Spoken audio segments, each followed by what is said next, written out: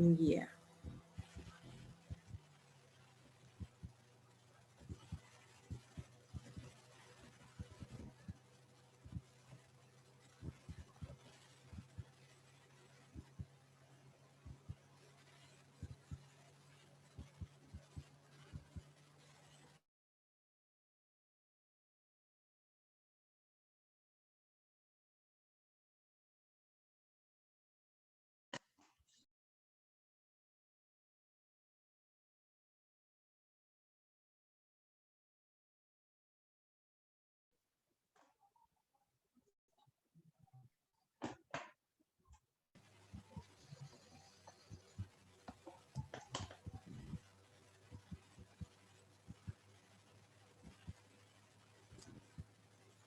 Vamos a esperar 3 minutos más y comenzamos porque son las 6:02 y ya tenemos alrededor de 15 participantes. ¿Ya? Entonces vamos a las 6:05 en honor al tiempo y ahí ya comenzamos. Ok.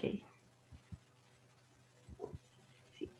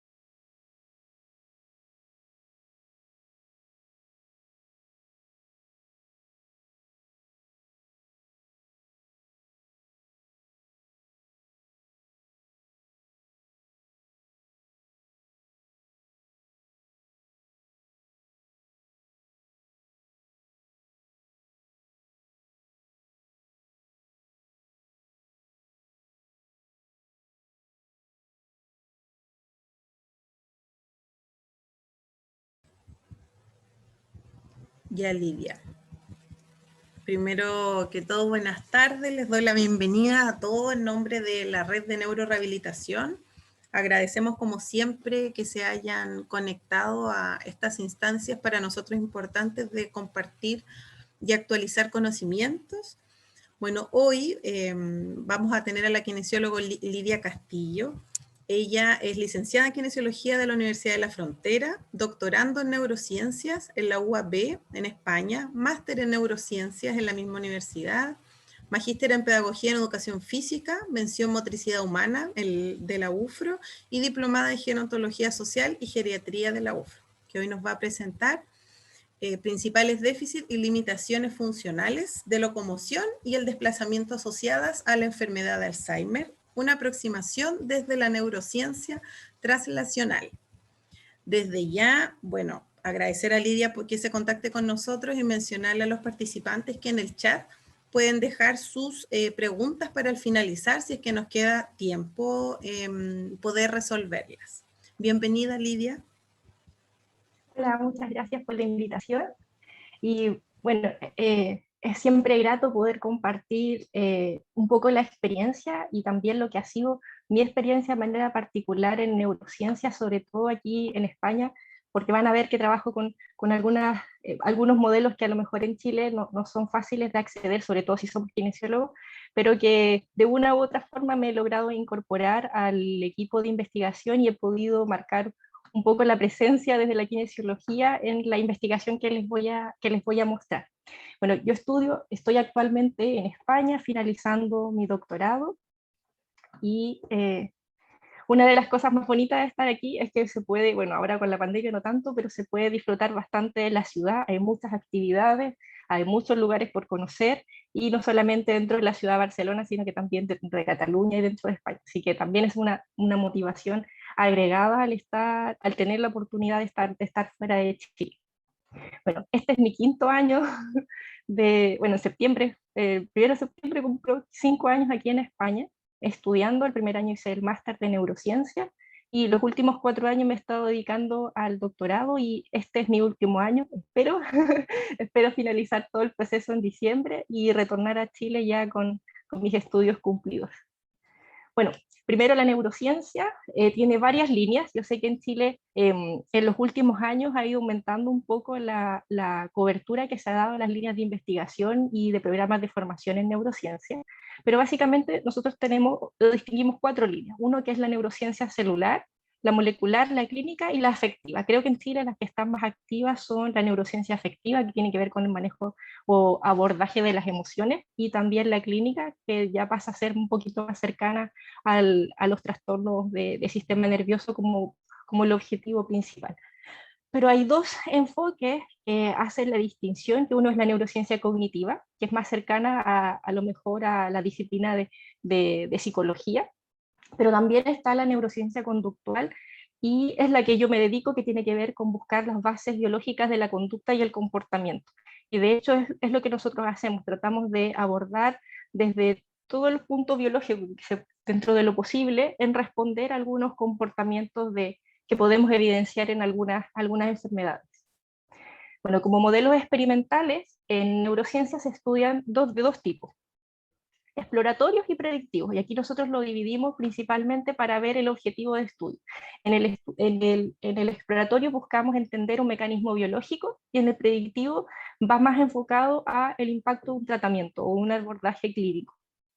Y existen 3 modelos que son los que se utilizan para poder responder a esta neurociencia que busca dar las explicaciones a nivel biológico, que son modelos matemáticos que hoy día han tenido un gran auge, sobre todo en países, por ejemplo, Alemania, que tiene bastantes simulaciones para predecir, o sea, son predictivos, y también hay simulaciones de ordenador, bueno, computador, tengo una palabra ya española, y también voluntarios humanos. Pero sin lugar a dudas, los más utilizados siguen siendo el in vitro con cultivo celular y el in vivo, que se usan modelos animales.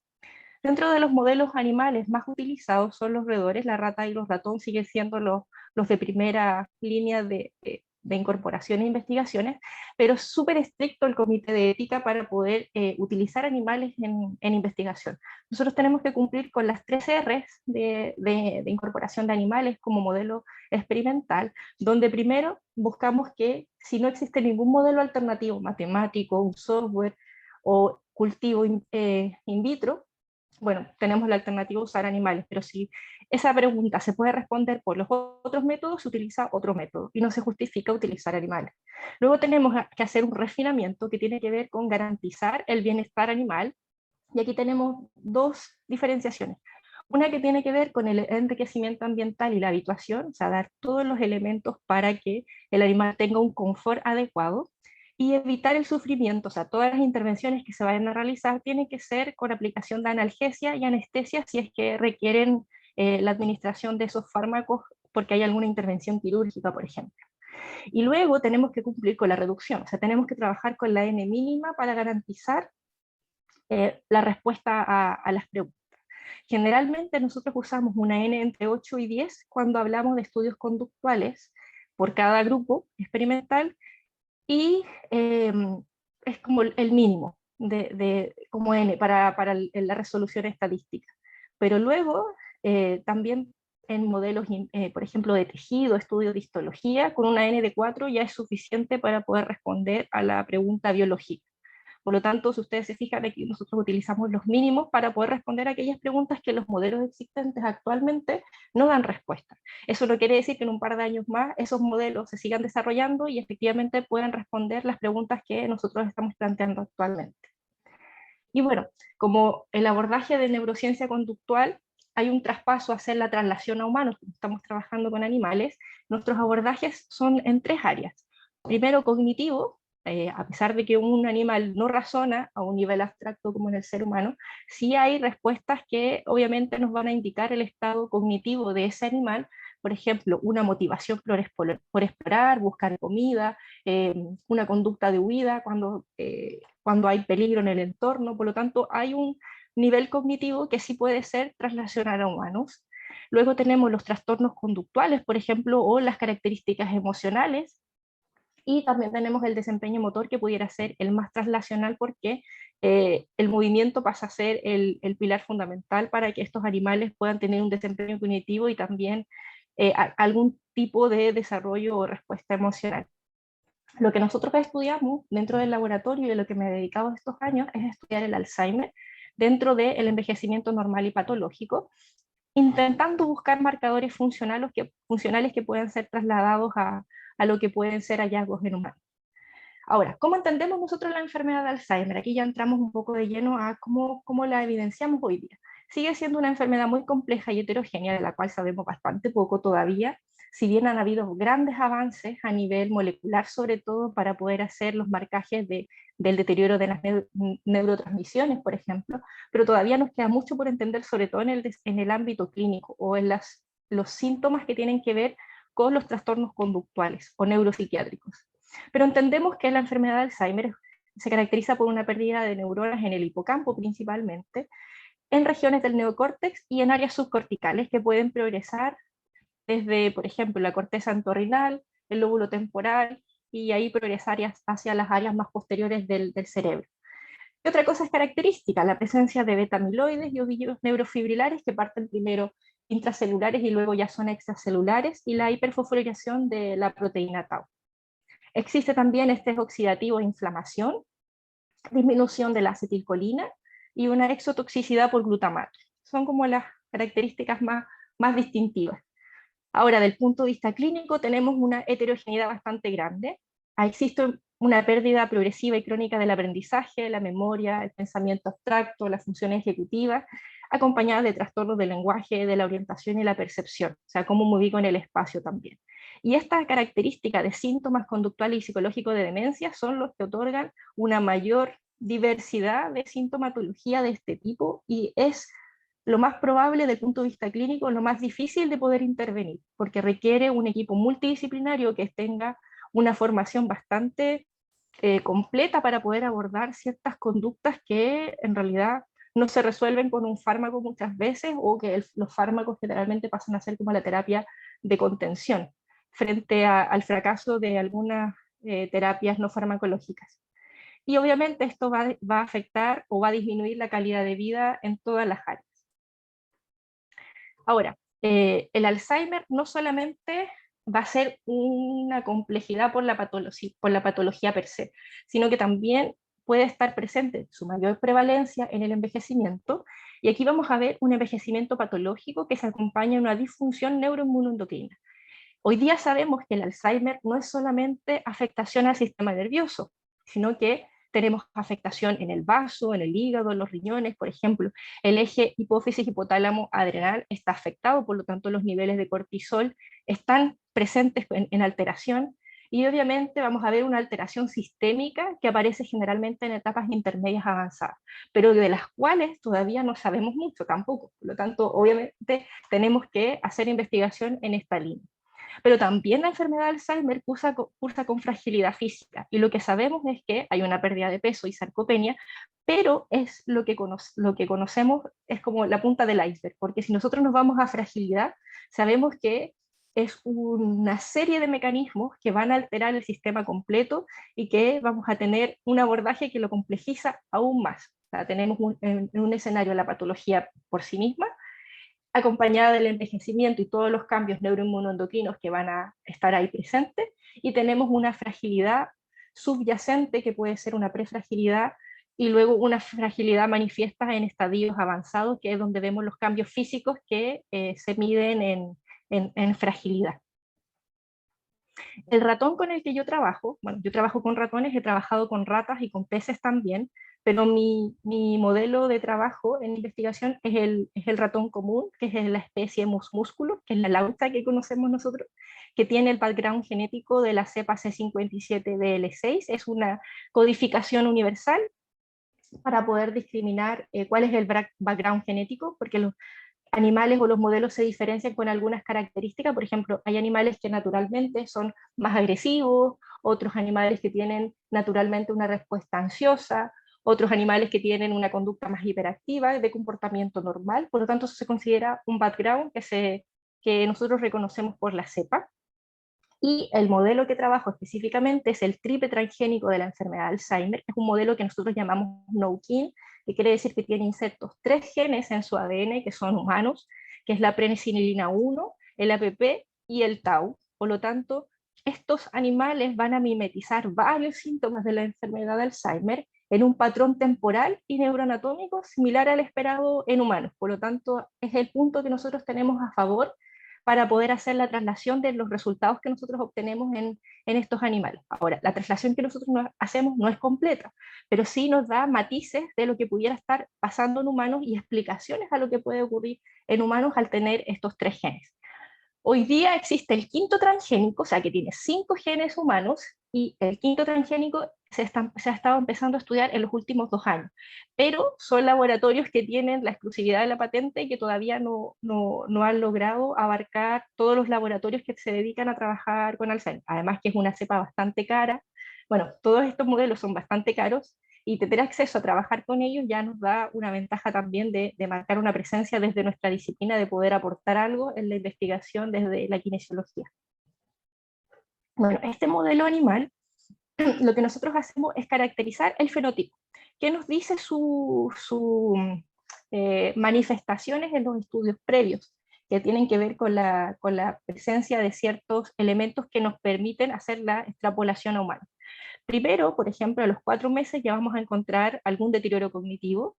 A los 6 meses del animal vamos a encontrar a lo mejor placas de beta amiloide.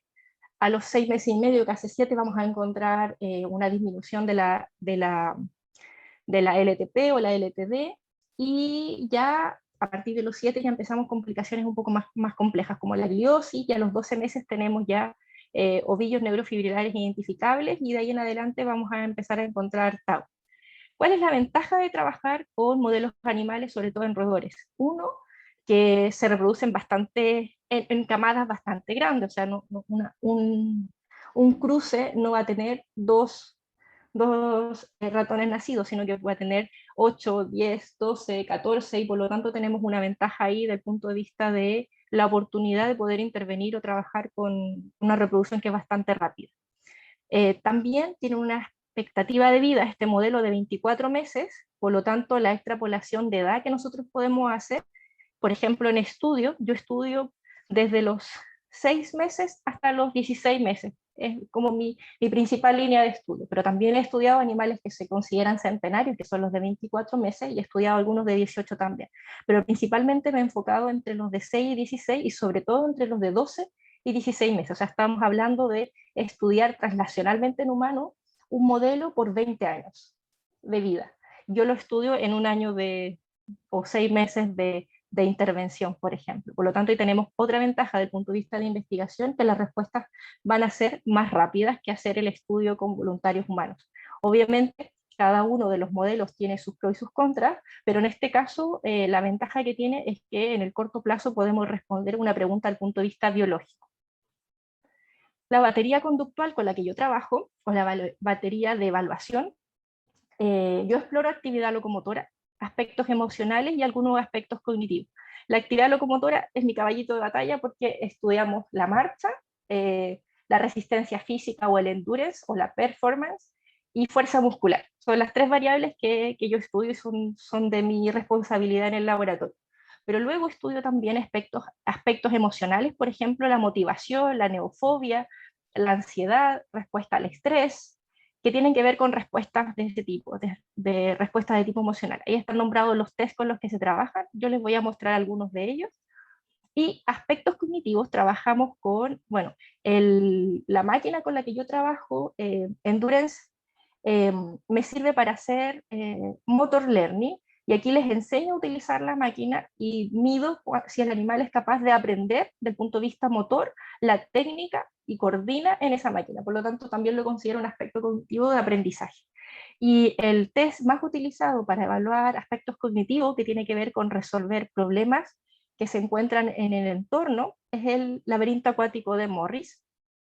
Y lo que se hace es poner al animal en una situación que es totalmente diferente a su hábitat normal y tiene que resolver ciertas pruebas o ciertas pruebas y de distintas complejidad para poder evaluar estos aspectos cognitivos. También les voy a mostrar un poco de eso. Y trabajo con animales que son el triple transgénico, que es el que tiene los genes que expresan Alzheimer, y trabajo con el wild type, que sería el control, que es el que no tiene los genes, pero que es de la misma cepa y del mismo background genético para poder hacer el contraste. Aquí hay algunas imágenes de lo que yo realizo, por ejemplo, en esta imagen de acá arriba, donde sale el ratón sujeto de una rejilla, por ejemplo, es una forma para evaluar fuerza. Nosotros podemos aquí agregar, si ustedes se fijan aquí hay como una palanquita, bueno, tiene un sensor y es un grip para ver grip strength. También tenemos un test que se llama Hanger Test para medir resistencia física, que es este de aquí, por ejemplo. Aquí, por ejemplo, yo lo que hago es una superficie transparente, utilizo un dispositivo como un celular para grabar los desplazamientos y poder estudiar un poco la marcha. Y esta es la máquina que sería lo traslacional a un ciclo ergómetro o a un treadmill, porque es una máquina que me sirve para ver aprendizaje motor, pero también aquí hago mis protocolos de ejercicio físico o de actividad física, porque se puede programar todo, la periodización, la intensidad, la carga de trabajo, cuántos RPM, cuántas revoluciones por minuto, para que el animal efectivamente responda a una carga de trabajo que pueda extrapolarse un poco a lo que se hace en humanos. Los otros test son, por ejemplo, el campo abierto, donde aquí, bueno, aquí hay una imagen de una rata. El animal, bueno, los animales, los roedores no les gusta estar en espacios amplios, o sea, abiertos, tampoco les gusta estar en lugares que son muy iluminados, por lo tanto eso nos da la ventaja de estudio. Si yo lo ubico en un ambiente que es más blanco, más iluminado, obviamente el animal va a tener una respuesta de por sí neofobia, porque es un espacio que es nuevo. Por lo tanto, ahí tengo una primera forma de estudio. Pero también puede tener un comportamiento ansioso, porque lo expongo a una situación límite, en este caso, que tiene que ver con respuesta de huida. ¿Dónde huyo si es un espacio abierto? ¿Cierto? Entonces, y evalúo el comportamiento en ese test. Luego tenemos, por ejemplo, la Dark Light Box, que es esta que está acá abajo, que aquí el animal está en un lugar que está oscuro, y aquí hay un campo que es abierto, y veo si es que el animal logra traspasar hacia el otro lado, y veo aquí netamente para ver ansiedad, porque si el animal está muy ansioso va a tener una respuesta, si está menos ansioso va a tener otra. Lo mismo pasa con el laberinto, con el T-Maze, con el laberinto en T, donde el animal puede estar ubicado en un brazo que es este de aquí, por ejemplo, y no querer explorar los otros porque hay una respuesta de miedo, pero si es un animal que no tiene ansiedad, que no tiene respuesta de miedo, tiene un comportamiento que es diferente, y eso es lo que hacemos, diferenciar el comportamiento. Y luego tenemos el laberinto acuático de Morris, donde el animal, bueno, los ratones no les gusta mucho el agua, a diferencia de las ratas, que las ratas son nadadoras, por eso las ratas viven en alcantarillas, porque les gusta los dos ambientes, el ambiente seco y el ambiente húmedo, pero los ratones no. Entonces, los ratones, cuando los ubicamos en un laberinto, o sea, los dejamos en la piscina, tienen una respuesta más aversiva al agua, y por lo tanto nos sirve para estudiar respuesta aversiva, como lo dice el objetivo de estudio. Y aquí lo que nosotros hacemos es poner distintas dificultades en el desempeño de la prueba. Bueno, aquí no se ve la imagen, pero nosotros colocamos unas señaléticas que van aquí a los bordes de la piscina que van suspendidas. Bueno, el animal puede ver desde 30 a 50 centímetros, por lo tanto esa es la distancia que nosotros ubicamos las señaléticas para que él se pueda orientar. O sea, por ejemplo, un protocolo clásico es que el primer día nosotros colocamos esta plataforma con una bandera, entonces ubicamos el animal en la esquina contraria, por ejemplo, bueno, aquí no esquina, pero en el sentido contrario donde está la plataforma, y el animal nada, ve la bandera y se queda ahí en la plataforma, que no le gusta el agua. Al día siguiente podemos quitar la bandera y dejar solo la plataforma y ver si el animal recuerda dónde está ubicada la bandera y poder orientarse. O sea, tiene estas señaléticas que van por el entorno de la piscina para ver si es que hay memoria espacial. Y vemos también aprendizaje para ver si recuerda lo del día anterior, memoria a corto plazo también. Y hacemos esto varios días. Llega un día donde nosotros podemos quitar la plataforma por completo y efectivamente evaluar memoria a largo plazo para ver si recuerda en el largo plazo, debido a los trials de entrenamiento, dónde está ubicada la piscina. Entonces, esto es lo más cognitivo que podemos hacer frente a la traslación a aspectos cognitivos de personas que tienen enfermedad de Alzheimer. Y este es un punto a favor también, porque la memoria espacial, por ejemplo, la respuesta emocional, estamos en el mismo nivel de complejidad que los mamíferos en general, y sobre todo en animales que tienen marcado el sistema de supervivencia, porque hay un depredador que los puede devorar, o que necesitan esto de ocultarse para mantener la seguridad, porque cursan con un mecanismo de protección que nosotros también tenemos, que obviamente está en nuestro sistema emocional. ¿Y qué hacemos luego de estudiar el comportamiento de los animales? Lo que hacemos es obtener las muestras. Otro de los motivos por los cuales estudiamos en modelos animales es para hacer el análisis estructural y bioquímico de esos tejidos y poder efectivamente comprobar a nivel biológico o responder a nivel biológico lo que está pasando a nivel conductual. Lo que yo trabajo es con distintos órganos, principalmente vasos, riñones, el hígado, cerebro, pero me he centrado en este último año sobre todo en estudiar músculos. Yo trabajo principalmente con el tríceps sural, con cuádriceps, tríceps braquial y bíceps braquial para poder hacer el marcaje completo respecto a los patrones de marcha. Tengo que utilizar las 4 extremidades porque tenemos una marcha cuadrupédica frente a una bipédica, pero hay varias características que son comunes que nos permiten hacer la traslación en la marcha.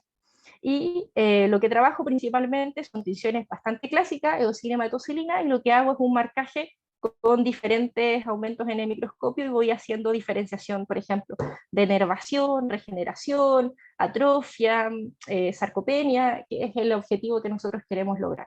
En esta imagen que está en el centro es una tinción que lo que hace es marcar a nivel de cerebelo las neuronas que nosotros queremos estudiar a nivel cerebelar, y este que está acá es el núcleo estriado, y aquí lo que marcamos es las neuronas también, para ver cómo está a nivel estriatal, y poder completar un poco lo que tiene que ver con los núcleos y el cerebelo en relación al movimiento.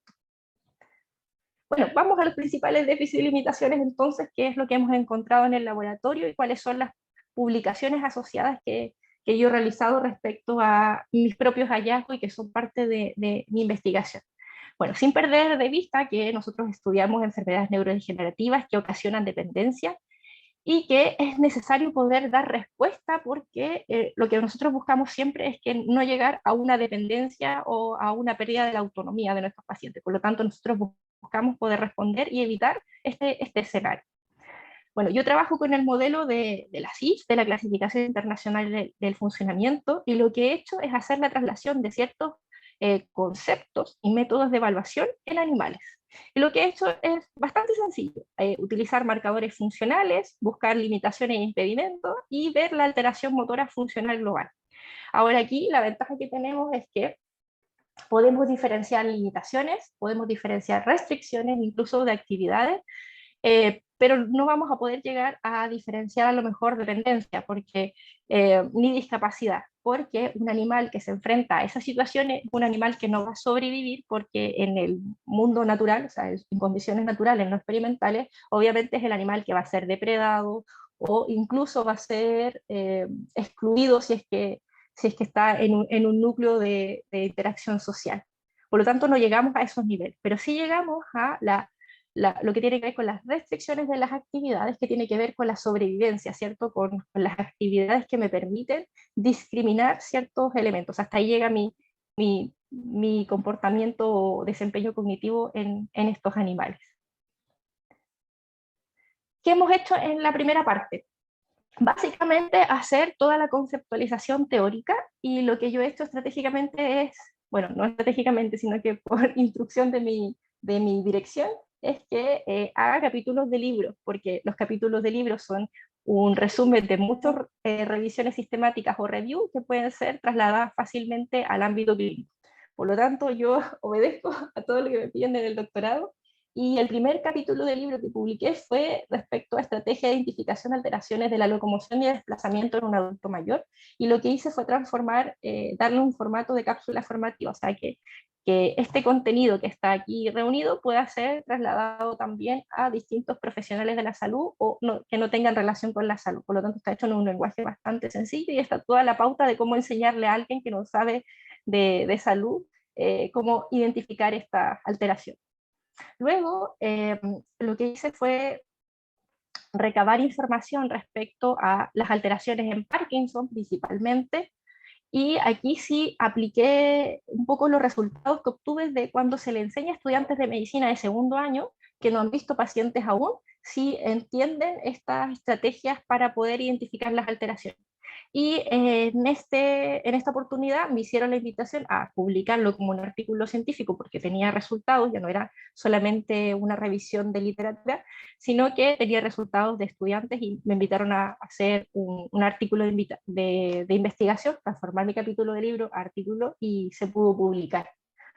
Luego, a continuación de abordar el Parkinson, establecimos del parámetro de la marcha y el equilibrio en personas con Parkinson como capítulo del libro, nuevamente con alguna propuesta de intervención que tiene resultados también en el ámbito clínico, pero principalmente tiene también un sustento teórico que nos posibilita poder tener un punto de partida en el ámbito clínico para después hacer la traslación en humano. Esa es la estrategia de haber hecho esto en los primeros años de la tesis o de la investigación. Y el último capítulo del libro que publicamos el año pasado tenía que ver con el identificar las alteraciones ya en Alzheimer, lo que tenía que ver con función motora, porque de gait o de marcha específicamente no hay mucha información detallada al mismo nivel que el Parkinson, por ejemplo. Por lo tanto, hay muchas cosas que se pueden responder. Bueno, ¿qué me entregó toda esta búsqueda de información y publicaciones? Esta tabla. Básicamente es el resumen de todo lo que hay en esos 4 capítulos del libro, que tiene que ver con ordenar de manera estratégica, en este caso para mí de manera translacional, resultados que obtengan animales que puedan ser reproducidos después en humanos. Suena bastante sencillo, pero en la realidad fue bastante difícil poder hacer el constructo teórico, pero ya está listo. Bueno, lo primero que hicimos fue dividir parámetros de la marcha en cosas bastante sencillas: espaciales, temporales, espaciotemporales, biomecánicos y posturales, que son bastante de nuestra línea, basándonos en bastante bibliografía previa para poder llegar a hacer la conceptualización y agregar algunos matices también distintivos. Por ejemplo, cuando hablamos de parámetros espaciales, estaríamos hablando, por ejemplo, de la longitud de la zancada, la altura del paso, el ancho, la base y el área de apoyo. Pueden haber muchos más, nosotros nos quedamos con esto, recuerden que son nuestros elementos translacionales. En envejecimiento, ¿qué ocurre? Una disminución gradual y un aumento de la base de apoyo. En enfermedad de Alzheimer es bastante similar a lo que ocurre en el envejecimiento, sobre todo en lo que tiene que ver con longitud de la zancada, altura y ancho de paso. Y en estadios avanzados disminuye la base de apoyo, por lo tanto tenemos una diferenciación ahí respecto al envejecimiento. En Parkinson, bastante similar al Alzheimer en este nivel, sobre todo en estadios 1 y 2 de Joen y Yar. Son bastante similares. Si hablamos de parámetros que son temporales, estaríamos refiriéndonos a tiempo, frecuencia de paso, frecuencia zancada y las fases propiamente de la marcha, que en ratón son diferentes, acuérdense que es un cuadrupedia y por lo tanto las fases ahí van a cambiar.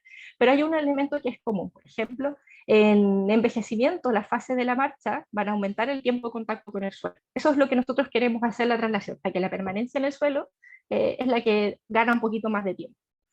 Pero en el Alzheimer nosotros lo que hemos observado es que aparece apraxia o ataxia, a diferencia del Parkinson, que es característico de la festinación y la bradicinesia.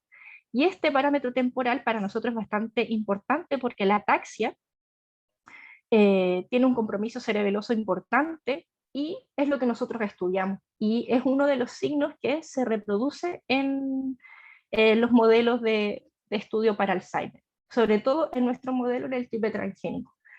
Obviamente existen modelos propiamente tal de ataxia, por ejemplo el IL6, que es un modelo de ataxia que obviamente tiene este signo muy acentuado, pero nosotros buscamos estudiar la patología en Alzheimer y en este caso tenemos ahí una coincidencia que nos sirve para hacer la traslación.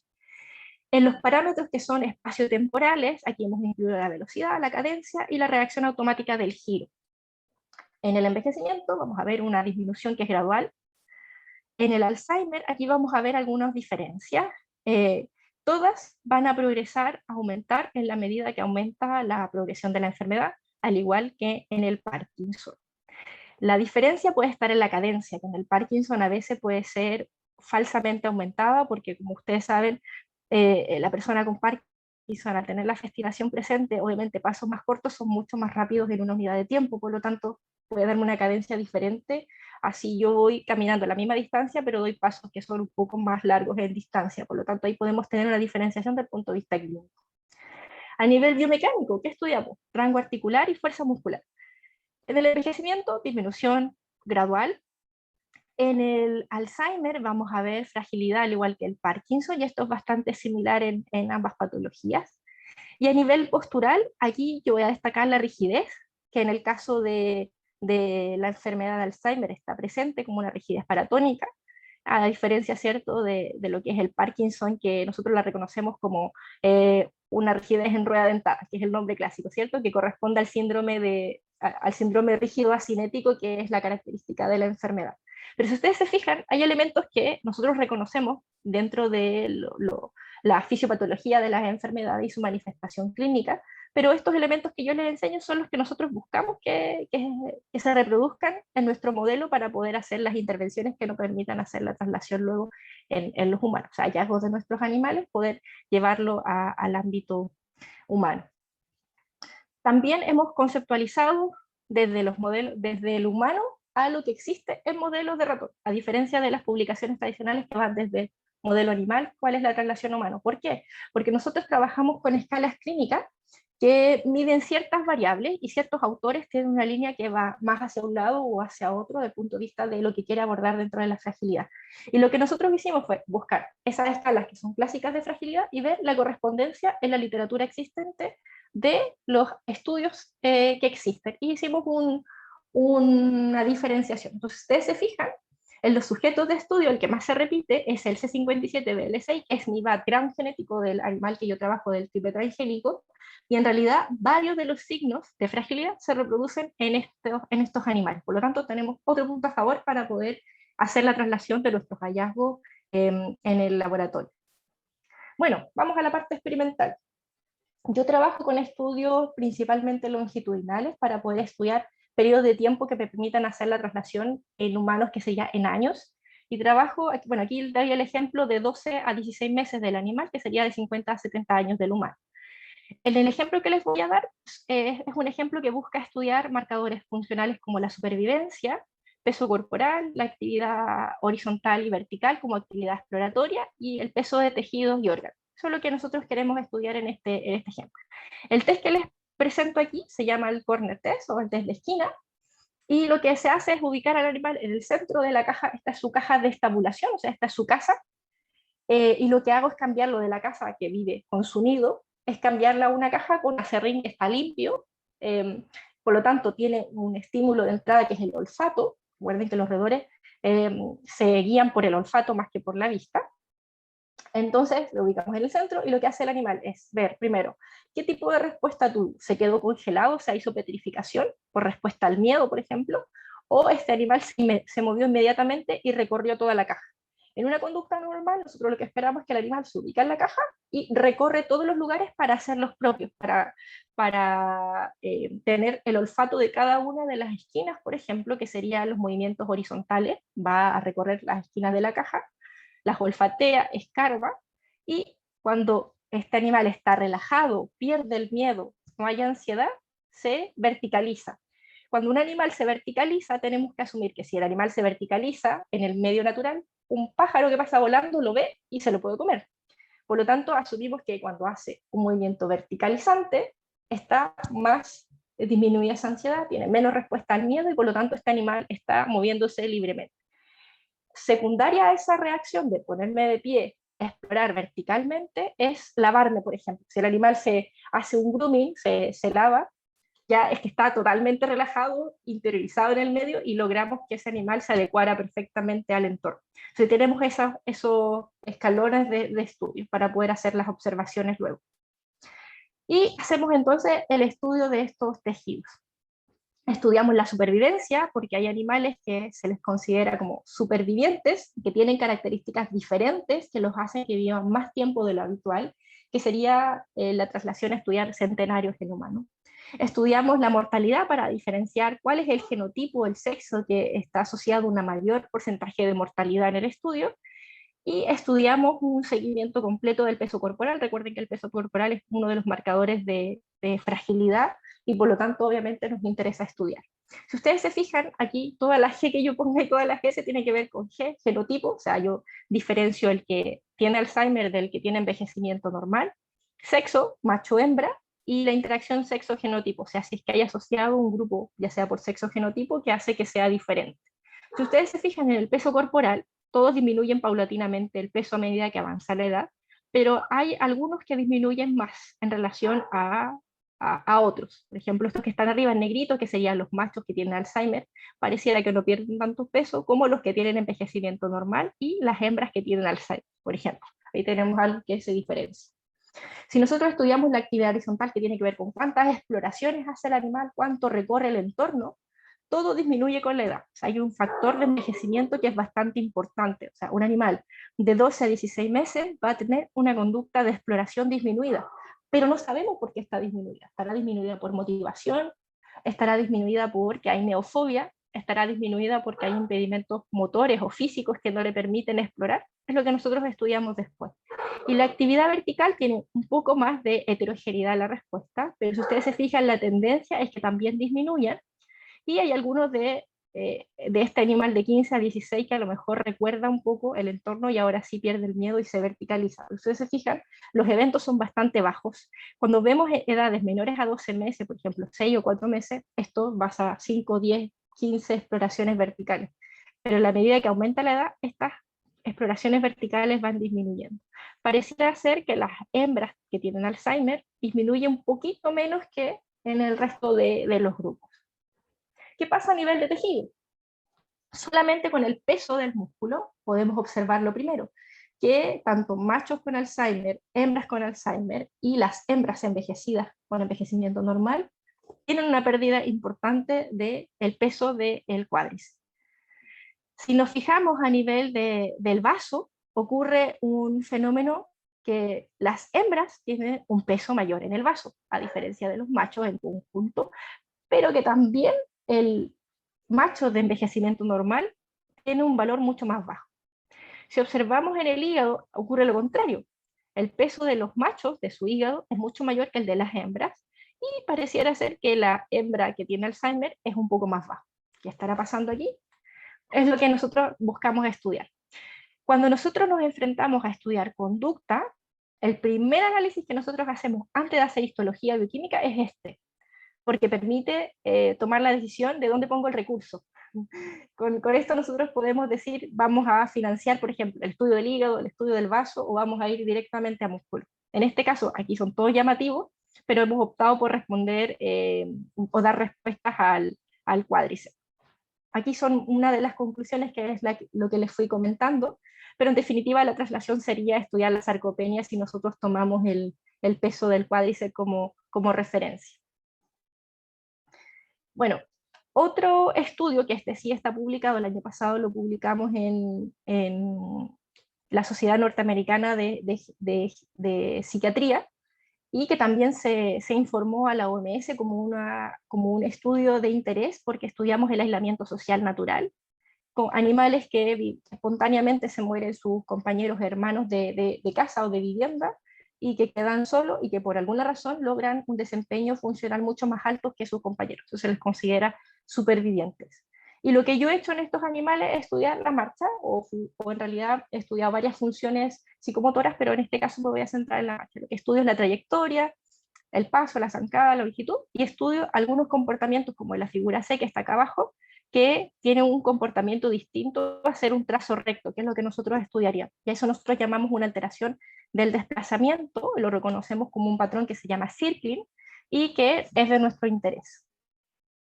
Si nosotros nos fijamos aquí, están las variables clásicas, y en esta tabla que está a la izquierda, lo que buscamos es la diferenciación del genotipo, estos son solo machos, y luego en los gráficos de la derecha vemos la diferenciación por estos animales que consideramos supervivientes porque han quedado aislados naturalmente.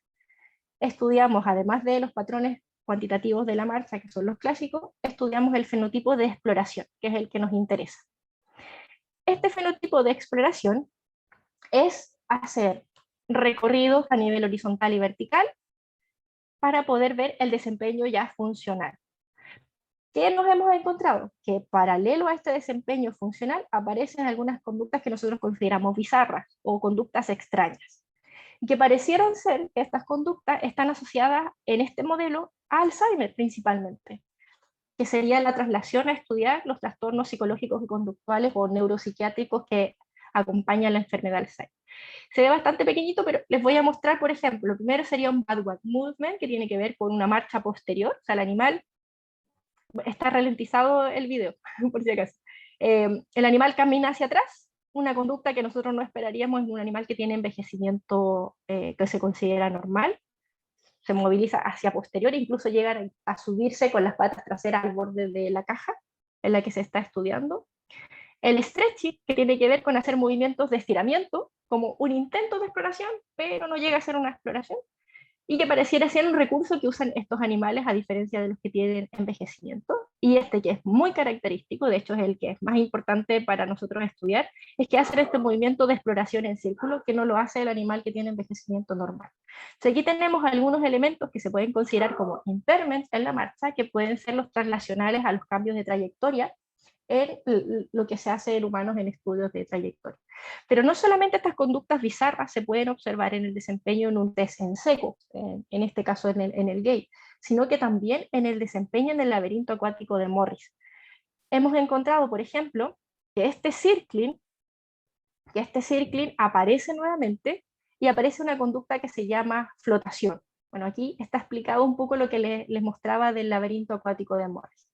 Estudiamos animales a 6 meses y introdujimos un fármaco que lo que hace es acelerar el envejecimiento. Entonces estudiamos animales con edad adulta de 6 meses, animales de edad adulta con Alzheimer y animales con edad adulta con envejecimiento acelerado, o sea, todas las expresiones físicas y de comportamiento están aceleradas por la degalactosa, y los de Alzheimer también con degalactosa que induce un envejecimiento más acelerado todavía, al igual que la patología. ¿Y qué encontramos? Que el circling es una característica de los animales de Alzheimer, y la flotación es una característica de los de envejecimiento, independiente si hay asociada de galactosa. Y esto nos llamó bastante la atención porque la flotación se considera como una conducta o de desesperanza conductual, o sea, estoy flotando, el día anterior no me pasó nada porque llegué a la plataforma, y si no llegué no importa porque el evaluador me sacó del agua. Sería una forma de poner en palabras el razonamiento cognitivo que hace el animal. Entonces me quedo flotando y espero que el evaluador me saque. Eso podría ser uno. O lo otro es que, bueno, sé que es agua, el día anterior no me ahogué, entonces hoy día tampoco me voy a ahogar, asumo que no me voy a ahogar, entonces me quedo flotando. Se pareciera ser que la flotación es una toma de decisión, a diferencia del circling, que pasaría a ser una conducta bizarra, como un intento de exploración que es fallido, porque me quedo en el mismo sitio y no logro el objetivo que es la exploración. Entonces aquí tenemos una característica que es bastante importante y que se reproduce en test en húmedo y en test en seco. ¿En qué estoy trabajando ahora? En el laboratorio estamos trabajando en poder diferenciar estos impedimentos o limitaciones que son de la marcha y la actividad exploratoria en el modelo de la clasificación internacional del funcionamiento, utilizando su misma escala de graduación. Y una de las cosas que llamó la atención es que, por ejemplo, independiente de la edad de estudio de los animales, aquí tenemos animales de 6, 12 y 16 meses, por lo tanto tenemos adultos mayores y viejos, que independientes de la edad, cuando está presente la alteración de exploración vertical o disminución de la velocidad de la marcha, es mayor la alteración que las otras variables. Ahora, ¿esto por qué es importante? Porque la velocidad de la marcha en humano es un indicador o un predictor, ¿cierto?, de un grado de alteración. Esto es uno de los parámetros objetivos que más se utilizan. ¿Qué estudiamos también? El hinding clasping es la retracción de las patas traseras, el signo de ataxia, y este es importante porque estaba presente en el modelo. La cifosis, que la hemos diferenciado en postural y en estructural, similar a lo que nosotros hacemos en escoliosis, y la pilorexión, que tiene que ver con una respuesta más del sistema nervioso autónomo, que tiene que ver con estar atento, alerta a ciertos elementos que me puedan causar daño desde el punto de vista de la depredación, por ejemplo, de un animal, para poder diferenciar cuáles son los marcadores de fragilidad que juegan aquí un poco el papel importante. Y pareciera ser que el signo de ataxia, la cifosis y la pilorexión van a responder en mejor medida estos marcadores de fragilidad. Bueno, esta parte de los resultados ya la enviamos a publicar y estamos esperando ahora que nos digan qué modificar o si hay que enviarlo a otra revista según las respuestas que nos den los pares evaluadores. Pero es bastante importante porque la ataxia ya la reconocíamos que en el ámbito clínico estaba presente, nosotros la hemos detectado aquí y pareciera ser que animales que tienen un impedimento postural tienen un desempeño en la marcha que no debe asociarse a los hallazgos cognitivos, por ejemplo.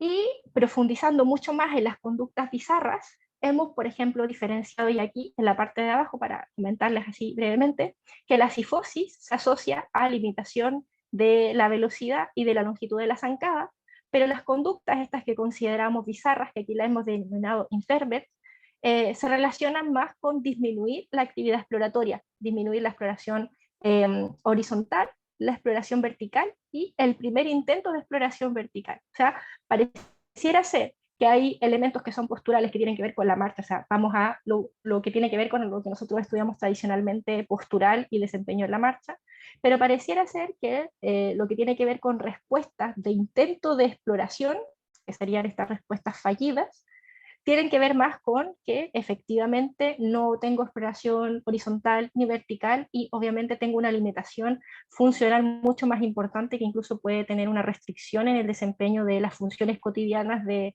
un animal. El desarrollo de la investigación entonces está basado en estudiar la actividad locomotora, aspectos emocionales y cognitivos, y el fenotipo físico de fragilidad para poder buscar marcadores funcionales, y en esta etapa estamos haciendo las correlaciones para ver qué pasa a nivel estructural y bioquímico. Yo a nivel estructural trabajo con músculo y a nivel bioquímico trabajo con corticosterona para ver niveles de estrés y poder tener una respuesta también diferencial respecto a si este animal es una respuesta netamente por alteración motora o hay una respuesta asociada al estrés para esa respuesta motora. Un poco de los lugares que hemos conocido aquí en España y mis compañeros de laboratorio. Aquí nos falta un compañero chileno que no está en la foto porque la pandemia no nos ha permitido tomarnos la foto actualizada del grupo, y mis compañeras de Holanda que ya regresaron a su país y que ya finalizaron antes de la pandemia sus estudios, al igual que mi compañera de Estados Unidos y compañero de Canarias, que está en su casa también ahora, disfrutando del verano. Eso, muchas gracias por su atención y creo que me tardé más del tiempo que habíamos pronosticado, pero espero poder haber sido una contribución y un aporte a lo que ustedes hacen también. Muchas gracias, Lidia, muy interesante. Realmente el trabajo que has realizado durante estos 4 años es bastante intenso, pero también ha tenido sus frutos, así que muchas felicitaciones por todos los conocimientos que nos has compartido. Me gustaría saber si hay preguntas de las personas que están participando de este webinar, que las pueden hacer libremente.